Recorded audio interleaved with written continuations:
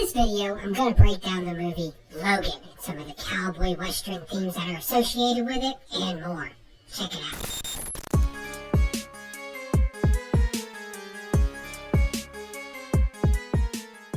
Logan, starring Hugh Jackman, a huge actor playing his most famous role for the final time, until Les Miserables 2, More Miserables, ate at the box office, and he went back to Marvel for 2 cameos a year for the rest of his life. The film takes place 12 years into Donald Trump's presidency, when mutated humans were dying out and everything was made of sand.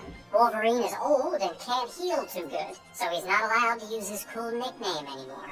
F*** off, Logan. And he's such a dork that he's still close with one of his high school teachers, who has inexplicably outlived everyone, even though he was crazy old to begin with. Logan meets a nurse who wants him to take a young girl named Laura to the Garden of Eden, which Bible enthusiasts know was located in North Dakota.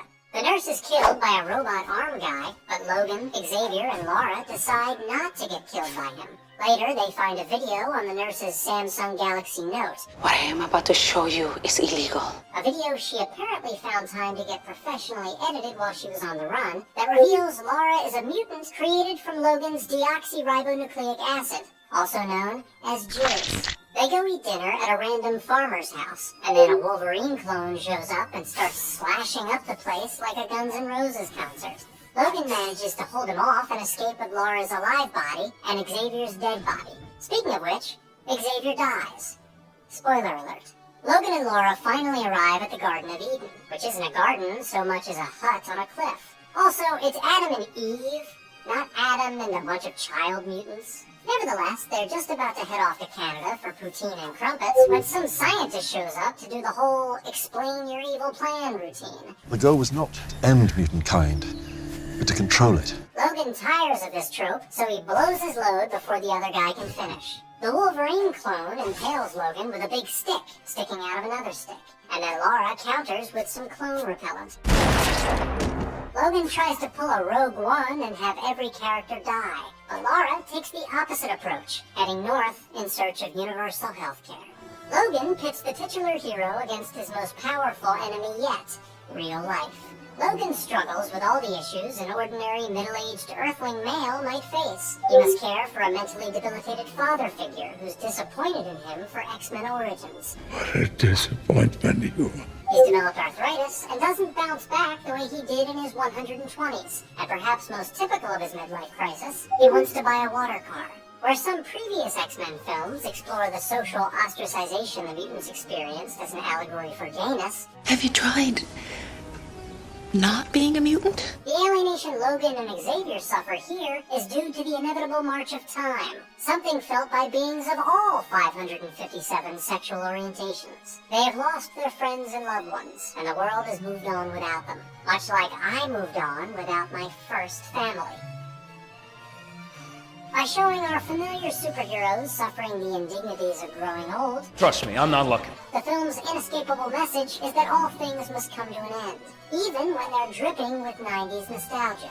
The film borrows themes of redemption and rumination from westerns, and it won't give those themes back without a fight. The most prevalent reference is the movie Shane, which tells the story of a dude who protects a bunch of other dudes from a bad guy dude, then leaves because it's more poetic that way. Logan's journey of self-reflection is played out through Laura and the clone. The clone shares only Logan's violent qualities, and none of his human traits like sarcasm and being a dick. Go f*** yourself. Thus, when Logan fights him, he is in essence battling the parts of himself he wants to leave behind, like I left behind my second family. Laura also shares Logan's genetic material. She is, in a sense, his daughter from another otter. As Laura was trained to be a killer, she initially reacts to any conflict with force. But since she's just a wee bitty baby, she hasn't gone far down the road Logan has traveled since the Grover Cleveland administration, Volume 1. Thus, if Logan can divert her from the path of violence, he can find redemption through her. In the end, the path to Logan's salvation, not to mention the studio's bottom line, requires him to spill as much CGI blood as possible. Just as Shane dons the mantle of violence to protect the people he's grown to appreciate, Logan takes the serum that turns him into a violent creature to protect the children he finds only moderately annoying. When he dies, Laura eulogizes him using Shane's quote from the end of the film. A man has to be what he is, Joey. Man has to be what he is, Joey. There's no living with the killing. There's no living with a killing. Logan knows he can't overcome his violent ways. He has to die so that the kids don't turn out like him. One of the most beloved characters in comic book history. The cross, which became a symbol of sacrifice after Jesus started wearing one as a necklace, is turned to an X. This serves to put a period on the run-on sentence that is the X-Men franchise, as its last hero is laid to rest. And since X marks the spot, it also suggests that Logan has actually been a treasure chest all along. Yeah, Logan was a great movie. It was a great mixture of savagery and the wholesomeness of family. And that's what really made this movie great. I'm JINK A.I, your comic book community host, and thank you for watching.